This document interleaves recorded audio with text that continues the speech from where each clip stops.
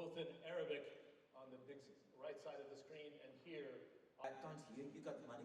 So apparently you're not acting fast enough. But I'm being just. His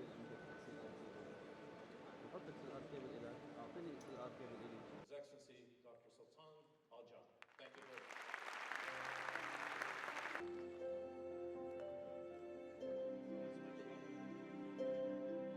Arab Emirates and to Abu Dhabi.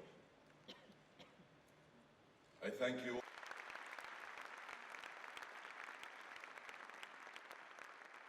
Transition and linked into the themes from Dr.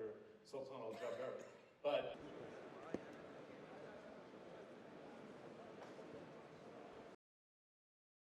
Renewable energies are not and cannot be the only answer. That's a fact that we have to come to terms with.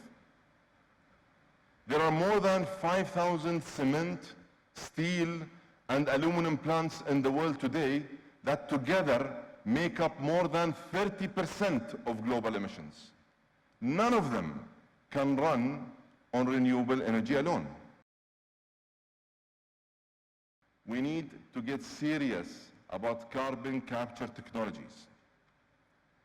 In any realistic scenario that gets us to net zero, carbon capture technology will have an important role to play.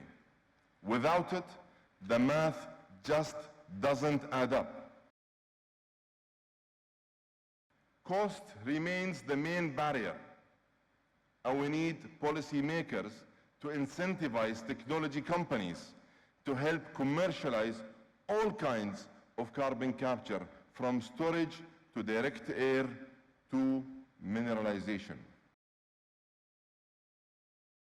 We need to phase out emissions from all sectors, including transportation, agriculture, heavy industry, and of course, fossil fuels.